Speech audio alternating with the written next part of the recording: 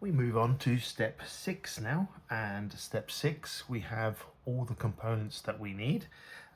This is the gearbox sort of assembly.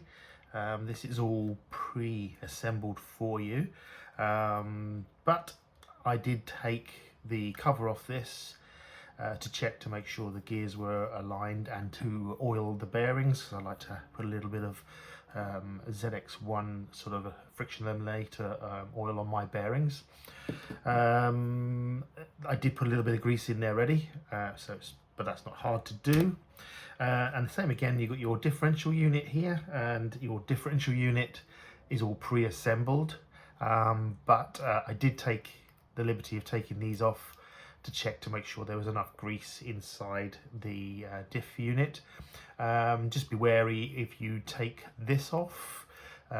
You will need some form of, I use a little bit of locking thread lock on the very tips. So I put the little screw through the plastic first, a little bit of thread lock on the tips, so that when you screw this back into place, you've got it locked into place. So yeah, these were all pre-greased, so I was very happy with those. We need some more components as well. So we need this unit here, which is the SC205, and this is the cover that goes over the top of this, and you need to get this the right way round. From the plastic tree, you need this guy, which is SC221B, so that's the spruce, and it's part 1. We need that guy there.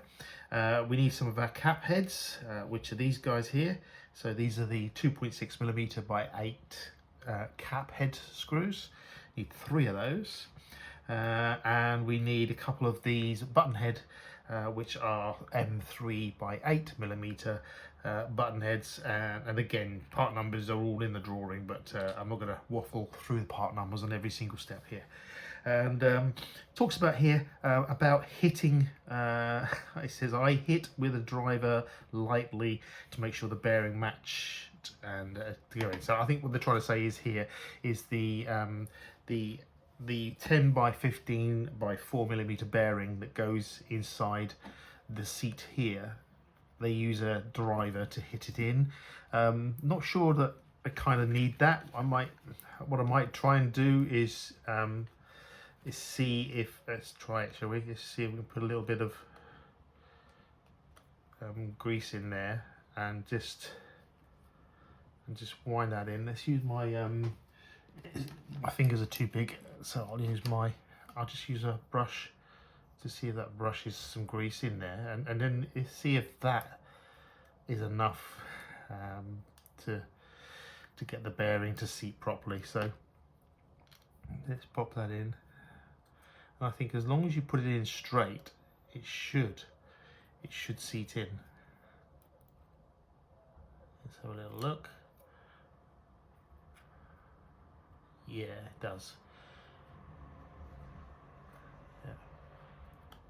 I think it's a case of making sure it's straight and goes all the way home.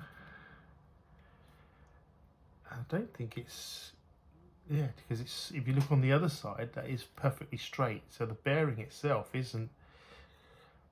doesn't fit all the way through. Yeah, but that fell into place quite easily with the grease. No need to hit it.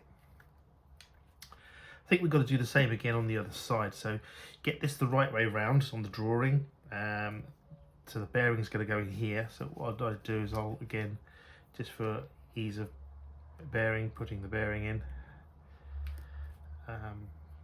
Don't need a lot of grease, just enough.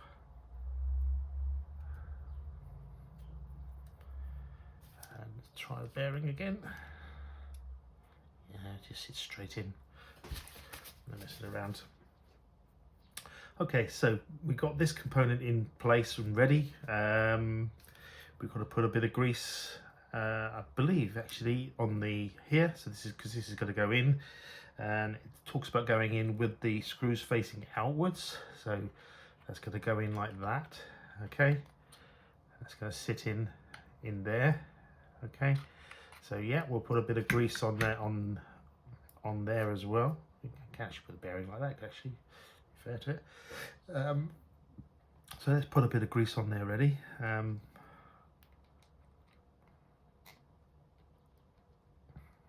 This is a tube from the Optima build. I had a little bit left. So I'll use this left over this. Plenty here. Yeah, plenty of grease on there. Right, so pop that into place like so.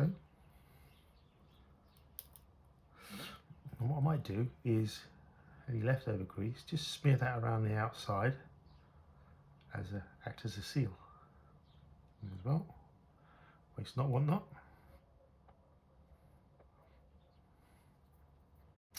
And then take your SC205, which has got your bearing on as well, pop that over there, and it only goes in one way. It goes face down, and it only goes in, it collects there like that. There we go. Nicely done. Right, and then what we need is the cap heads. So these screw here like that.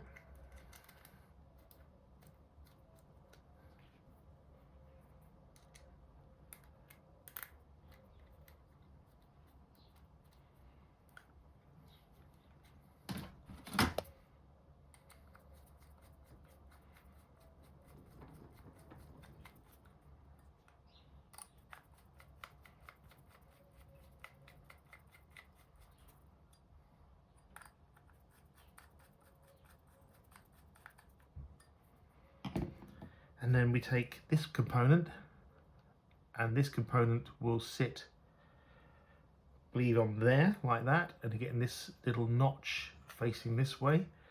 And again, you take your pan heads and you collect those screw holes there.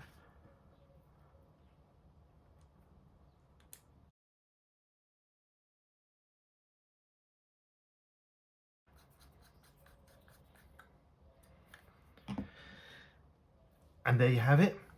That is step 6 completed.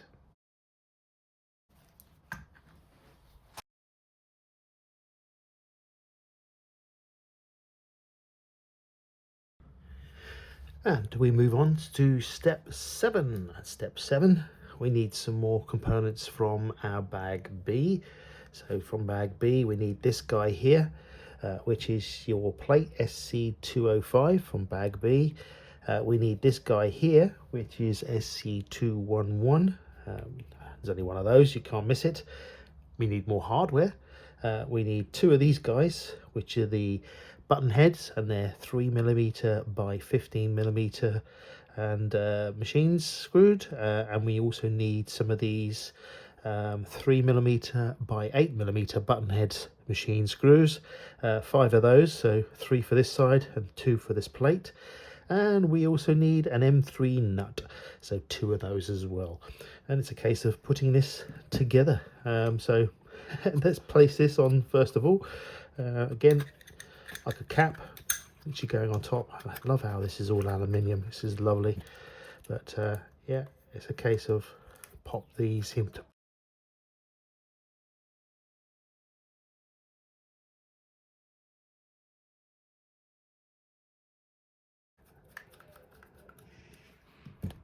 And then take this component, and before we put this onto the front here, I believe it's going to go like this on the front here. You can actually screw that on. Actually, we can actually screw that on.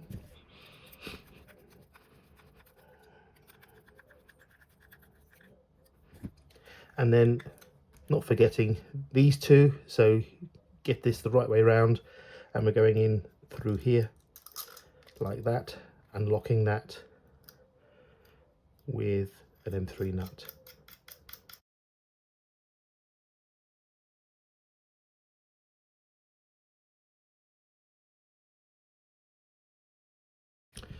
Just use a box wrench.